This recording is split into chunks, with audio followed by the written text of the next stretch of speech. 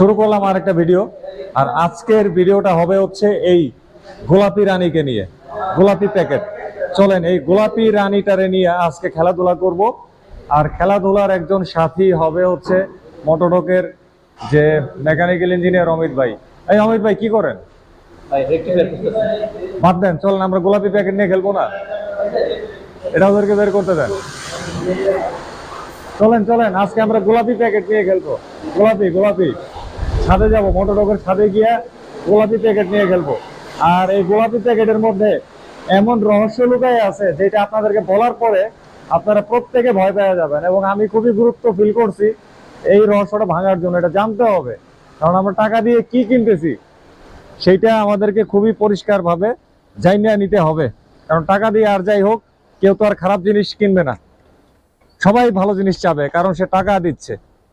এই রহস্যটাই গোলাপি প্যাকেটের রহস্যটা আজকে আমরা ভাঙবো এই জায়গায়। আর এই রহস্যটা ভাঙার জন্য আমাদের কিছু উপাদান দরকার হবে, সমান্তরাল।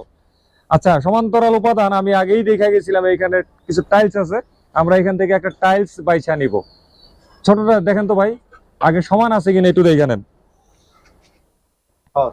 সমান আছে না? আচ্ছা ভাই, আগে কি আপনি কোনো কাঠমিস্ত্রির কাজ টাজ করছেন? করেন নাই? করেন নাই, কখনোই করেন নাই কাঠমিস্ত্রির কাজ? তাইলে আপনি এত মাপ যোগ দিয়া চোখ দিয়া বুঝবেন কেমনে? এই দেখলে তো বোঝা যাইতেছে। প্লেন আছে তো ভাই? হ্যাঁ, প্লেন আছে। আচ্ছা, এই নেন গোলাপি প্যাকেটের রহস্য আগে আমরা উন্মোচন করব, তারপরে যাব হচ্ছে আমরা মেইন কথাবার্তায়। ঠিক আছে? এই হচ্ছে গোলাপি প্যাকেট। দেখেন গোলাপি প্যাকেট থেকে কি বাইর হয়। বের হয়ে গেল ফ্রিকশন প্লেট। এটার নাম হচ্ছে কিন্তু ফ্রিকশন প্লেট, কিন্তু আমাদের দেশে আমরা বলি হচ্ছে ক্লাচ প্লেট। এটা আসলে ক্লাচ প্লেট না, এটা হচ্ছে ফ্রিকশন প্লেট। এটা কিন্তু আমি অমিত ভাইয়ের কাছ থেকে শিখছি। আচ্ছা অমিত ভাই, তাইলে এগুলা একটু টেস্ট করেন, কেমনে কি করবেন। প্রথমে টাল দেখবো আমরা। হ্যাঁ, টাল দেখবো, রাইট। এটাই তো মেইন, টালটা দেখাই হচ্ছে মেইন। আর এটা হচ্ছে কিন্তু ব্যবহৃত clutch plate, sorry friction plate. তো কেমনে কি কোন গাড়ির কোথেকে কত কিলোমিটারে খুলছে এটা আমরা একটু পরেই আসতেছি আলোচনায়। আগে দেখেন এইভাবে ফ্রিকশন প্লেট চেক করে নিতে হয়। এটা কেনার সময়ও চেক করে নেওয়া ভালো। আর আমরা এখন ইউজ করা জিনিসটা চেক করতেছি আপনাদেরকে গুরুত্বপূর্ণ মেসেজ দেওয়ার জন্য। অমিত ভাই এটা আগে চেক করুক। এই যে টাল। হ্যাঁ, এটা টাল আছে না? এই আচ্ছা, টাইলসটা তো সমান আছে নাকি? ওকে, হ্যাঁ এটা একটু টাল দেখা যাচ্ছে, রাইট। সমান্তরাল না, মানে এই পারে চাপ দিচ্ছেন এই পাশে উঠতেছে, হালকা চাপ দিলে আবার এই পারে চাপ দিচ্ছেন এই পাশটা উঠতেছে, মানে হালকা একটু। তো এই টালটা কি নেগেটিভ না পজিটিভ? মানে একটা বাইকের জন্য এই টালটা কি নেগেটিভ না পজিটিভ অমিত ভাই? অবশ্যই নেগেটিভ। অবশ্যই নেগেটিভ, রাইট। আচ্ছা, কি কি পজিটিভ, কিভাবে পজিটিভ বা নেগেটিভ এটা আমরা আসতেছি একটু পরে। আগে অমিত ভাই একটু চেক করে দেখুক কোনটার মধ্যে টাল আছে। টাল আছে এই পাশে রাখো। আচ্ছা, এটার মধ্যে টাল পাওয়া গেছে, মানে ত্রুটি পাওয়া গেছে। আচ্ছা, তারপরে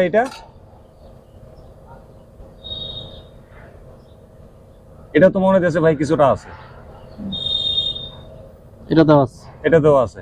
সর্বনাশ, ভয়াবহ অবস্থা। হ্যাঁ ঠিক আছে, এটা তো টাল পাওয়া গেছে। এ হচ্ছে দুইটা ত্রুটিপূর্ণ ফ্রিকশন প্লেট। তারপরে এটা মনে হচ্ছে ঠিক আছে। এটা ঠিক আছে, রাইট। ঠিক আছে, এটার আমরা এই সাইডে রাখলাম। এরপরে হচ্ছে এইটা 4 নাম্বারটা, এটাও মনে হচ্ছে ঠিক আছে। হ্যাঁ রাইট, এটা কোনো আপ ডাউন করে না। ঠিক আছে, গেল 4টা। এবারে সর্বশেষ ফ্রিকশন প্লেট, মানে বুঝতেছেন এটা যে গাড়ির বা যে মোটরসাইকেলের সেটা হচ্ছে কিন্তু একটা মানে 5 গিয়ারের ইঞ্জিন থেকে এটা খোলা হয়েছে। এটা মনে হচ্ছে একটু টাল আছে, দেন তো।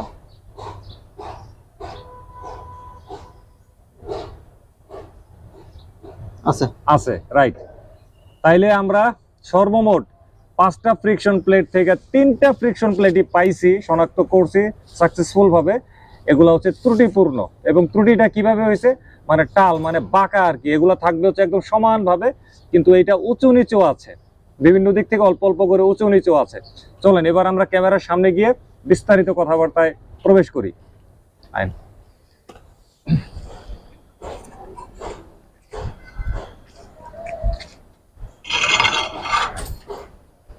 জানেন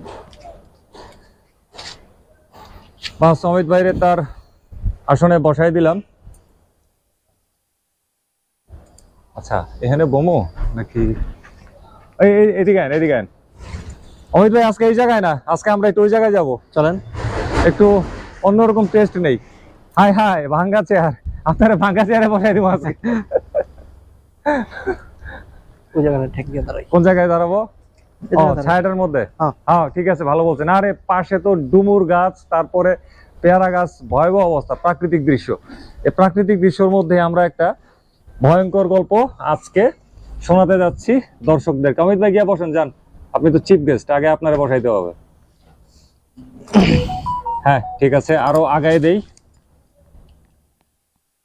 বাস হয়ে গেল। অমিত ভাই একটু এদিকে চাপেন, ডান দিকে, এদিকে চাপেন, বাস। হ্যাঁ আমাদের জন্য একটু জায়গাটাকে দিয়েন ভাই, আমরা তো হোন্ডা পছন্দ করি না, আপনি হোন্ডা পছন্দ করেন, তাই বলে আমাদের একটু জায়গা দিবেন না? বাস হয়ে গেল, ক্যামেরা অ্যাঙ্গেল ঠিক আছে, ওকে। এবারে আসা যাক আসল কথাবার্তায়। আসল কথাবার্তাগুলো কি? প্রথমে বলি, এইটা কোন মোটরসাইকেল থেকে খোলা হয়েছে? এইটা খোলা হয়েছে Bajaj Pulsar 150 twin disc ABS, এবং ওই মডেলটা হচ্ছে কিন্তু একদম লেটেস্ট মডেল, যেটা বাংলাদেশে বর্তমানে পাওয়া যাচ্ছে বাজাজের শোরুমগুলোতে। এবারে বলি, কত কিলোমিটার চালানোর পরে এই ফ্রিকশন প্লেট গুলা খোলা হয়েছে এবং কি কারণে খোলা হয়েছে। যে মোটরসাইকেল থেকে এটা খোলা হয়েছে ওইটা চালানো হয়েছে কিলোমিটারের হিসেবে মাত্র 639 কিলোমিটার।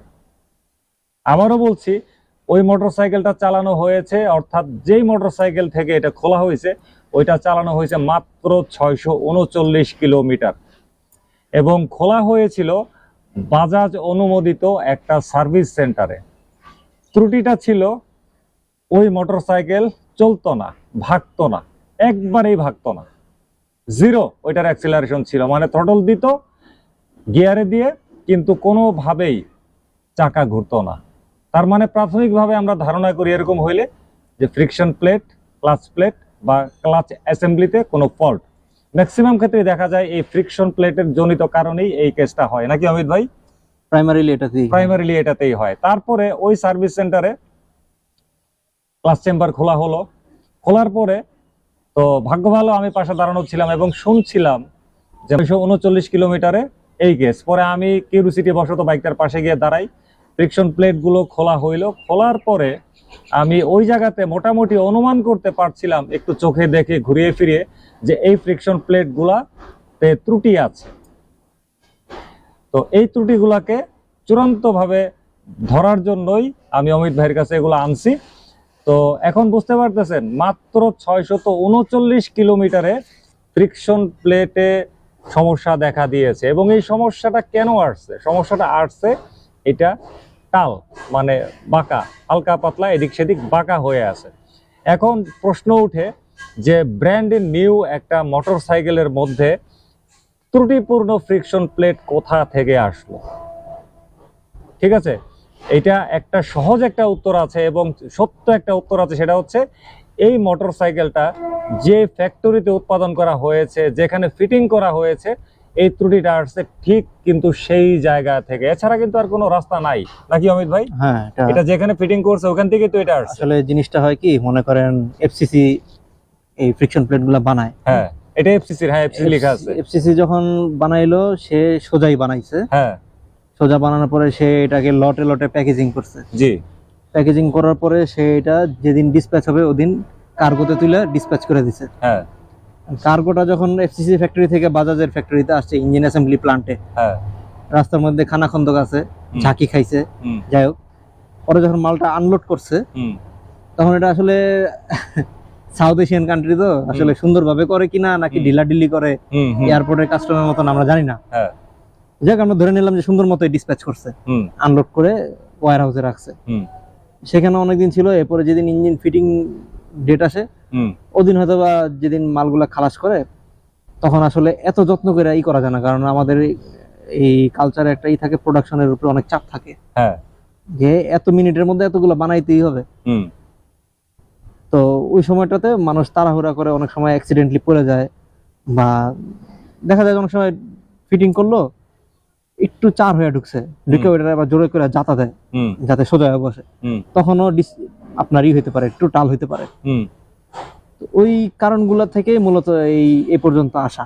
আচ্ছা, অমিত ভাই আগে মানে মোটরডগে জয়েনের আগে হোন্ডার বাংলাদেশে যে ফ্যাক্টরি সেখানে কাজ করতো, প্রোডাকশন ক্ষেত্রে ওনার কিছুটা অভিজ্ঞতা আছে।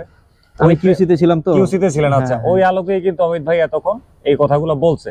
তো এখন অমিত ভাইয়ের কথার সাথে আমি সম্পূর্ণ একমত পোষণ করি। তবে আমার একটা প্রশ্ন আছে, এই যে উনি বললেন যে উনি কিউসিতে ছিলেন, তো বাজাজ মোটরসাইকেল হোক আর পৃথিবীর যে মোটরসাইকেলই হোক, প্রত্যেকটা প্রোডাক্টের, নট অনলি মোটরসাইকেল, পৃথিবীর প্রত্যেকটা এরকম প্রোডাক্টের কিন্তু কি থাকে, একটা কিউসি বিভাগ থাকে। কিউসি মানে হচ্ছে কোয়ালিটি কন্ট্রোল, নাকি ভাই? তাইলে এই মোটরসাইকেলটা যখন বাজাজের ফ্যাক্টরি থেকে বের হলো কিউসি পাস দিয়ে, তাহলে এটা কি টাইপের কিউসি করছে? আর যারা কিউসি করছে তারা কি আদৌ কোনো সুস্থ মানুষ ছিলেন, মানে সুস্থ অবস্থায় কিউসি করছে নাকি অসুস্থ অবস্থায় কিউসি করছে? এটাও কিন্তু আমার একটা প্রশ্ন। অথবা আরেকটা প্রশ্ন হচ্ছে কি, তারা কি আসলে তাদের উপরে অর্পিত দায়িত্বটা সঠিকভাবে পালন করছে? কোনোটাই কিন্তু করে নাই। যদি করতো তাহলে এই ধরনের ত্রুটি নিয়ে একটা ব্র্যান্ড নিউ মোটরসাইকেল কোনোভাবে একটা শোরুমে ঢুকতো না, এবং এই শোরুম থেকে একটা কাস্টমারের কাছে এই মোটরসাইকেলটা যাইতো না। ফলে কি হইতো, মাত্র 639 কিলোমিটার চলা অবস্থায় ফ্রিকশন প্লেটের দুর্বলতার কমপ্লেন নিয়ে এই কাস্টমারটা ভোগান্তির শিকার হয়ে সার্ভিস সেন্টারে আসতো না। এমনকি ওই কাস্টমার কি হয়েছে, অর্থাৎ এটা যে বাইকের থেকে খোলা হয়েছে, ওই কাস্টমারকে এই বাজাজের অনুমোদিত গোলাপি স্টিকারের ফ্রিকশন প্লেট অনেক দাম দিয়ে কিনে তারপরে তার বাইকে ফিটিং করতে হয়েছে। তাহলে কার দোষে কাস্টমারের পকেট থেকে এই ফ্রিকশন প্লেটের দামটা খসলো? কার দোষে? অবশ্যই সেটা হচ্ছে বাজাজ কর্তৃপক্ষের দোষে। বাজাজ কর্তৃপক্ষ বলতে কাকে বোঝানো হচ্ছে? বাজাজের যে ফ্যাক্টরি, ঊর্ধ্বতন মহল যারা এগুলা ফিটিং এর সঙ্গে যুক্ত, কিউসি বিভাগে আছেন, তাদের গাফিলতির জন্যই কাস্টমারকে অতিরিক্ত টাকা খরচ করতে হলো, নাকি অমিত ভাই? হ্যাঁ, আসলে ধরেন আমরা যেখানে আছি এটা বাজাজের ইঞ্জিন প্রোডাকশন, হ্যাঁ, ইঞ্জিন অ্যাসেম্বলি প্ল্যান্ট। তো নাখালপাড়ায় এফসিসি বানায়, কথার কথা। কথার কথা। নাখালপাড়া থেকে এফসিসির কার্টন আসলো, ট্রাকে করে আমি খালাস করলাম। খালাস করার পরে এই পার্টগুলোর উপরেও আমার কিউসি থাকতে হবে। রাইট। যে ভেন্ডরের কাছ থেকে যেই প্রোডাক্টগুলো আসে, যে পার্টগুলো আসে, ওগুলো আমার একটা মিনিমাম কিউসি স্ট্যান্ডার্ড পাস হয়ে তারপর আমার প্রোডাকশন লাইনে যাবে। জি। আর ইঞ্জিনের মালামাল যেহেতু আরো খতরনাক, জি, সেনসিটিভ ইস্যু, জি, সেই ক্ষেত্রে আসলে এটা হওয়া উচিত ছিল। তো আমি যতটুকু জানি বাজাজের মোটরসাইকেল বাংলাদেশে অ্যাসেম্বলি করা হয়, জি, এখন কিন্তু ইঞ্জিন অ্যাসেম্বলিটা বাংলাদেশে করা হয় না, সম্ভবত এটা ইন্ডিয়া থেকেই অ্যাসেম্বল হয়ে আসে। যেখান থেকে হোক, দায় তো বাজাজের। হ্যাঁ, দায় বাজাজের। আচ্ছা, আরেকটা ব্যাপার আমার সন্দেহ আছে ওই মোটরসাইকেলটার ব্যাপারে, যেটা থেকে এটা খোলা হয়েছে। কারণ ওই মোটরসাইকেলে ওই যে এটার সাথে যে মাঝখানে যে স্টিলের প্লেট গুলা থাকে, ক্লাস প্লেট, ওইটারই মূলত নাম হচ্ছে কিন্তু ক্লাস প্লেট, কিন্তু আমরা ওইটারে বলি হচ্ছে কি জানি ভাই? Pressure plate. প্রেসার প্লেট বলি। স্টিলের যে প্লেটটা, সামনে একটা ছবি দেখাই দিলাম।